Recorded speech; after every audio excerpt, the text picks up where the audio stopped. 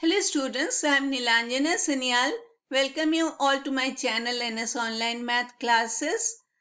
Now when I was explaining how to solve quadratic inequalities, I was repeatedly asking you to factorize the given quadratic expression or quadratic polynomials. And then I realized that I have to make videos on how to factorize quadratic expressions because there may be few students who may have difficulty in factorization of quadratic expressions. So that is why I have made two videos on the splitting of the middle term method. One is for the normal numbers and other is for the large numbers. And for both of them, in order to apply the middle term splitting method on quadratic expressions, you should be having three terms. One should be the term containing x squared, another should be the term containing x, which will be the middle term, and the third one will be a constant term. And this arrangement is absolutely essential. You should be having the three terms arranged in the descending powers of the variable, which I am very sorry I have forgotten to mention in the videos that I have made on the middle term splitting method. So I hope that you are watching all my videos, so that is why I am mentioning this fact in this video. Almost every time you will be having the quadratic polynomial given in a descending order form, but in case you don't have it given in the descending powers of the variable form, then in that case you have to first of all arrange the terms, and only after that can you go for applying the method, the middle term splitting method. Okay, but that is possible when you have three terms, quadratic trinomials. But what if you have quadratic binomials, which is the topic of our today's video, factorizing quadratic binomials? The terms are separated by the negative sign. If you have two terms, then one term should be containing x squared, because otherwise it will not be a quadratic expression, and the other term can contain the x. That means one term is containing x squared and the other term is containing x. So you take out x as the common factor between the two terms, and whatever remains from both the terms, you put them within the parenthesis and you get a fully factorized expression. There may be a common number as well existing between the two terms, then you take out that number as well. But at least you can take out x as the common factor. But what if you have x squared as one of the terms and the other term is the constant term?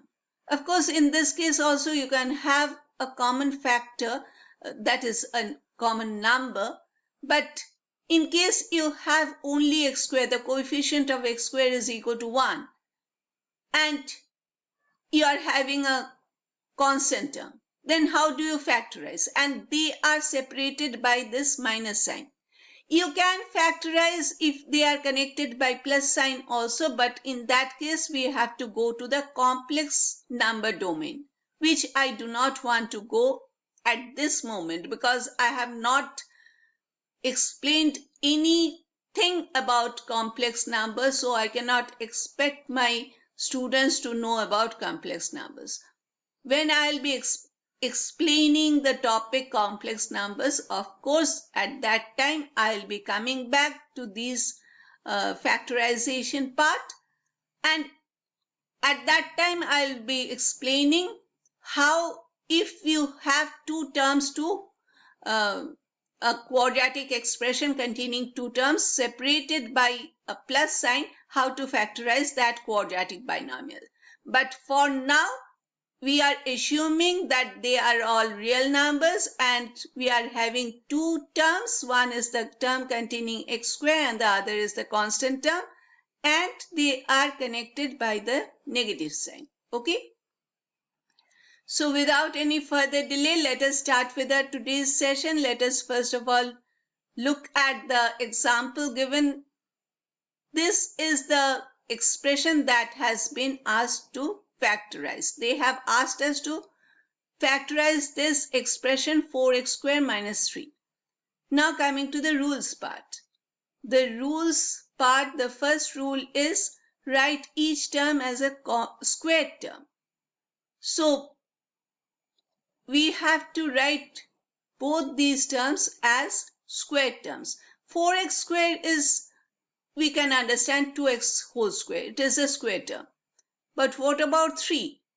3 can be written as root 3 whole square. We have to express whatever value they give, doesn't matter. You may have to take the third form, radical form, but you have to express the two terms as squared terms. Okay? And what is the second rule? Factorize the expression using the identity a square minus b square equal to a plus b times a minus b. This is a square and this is b square connected by this negative sign. So it is a square minus b square.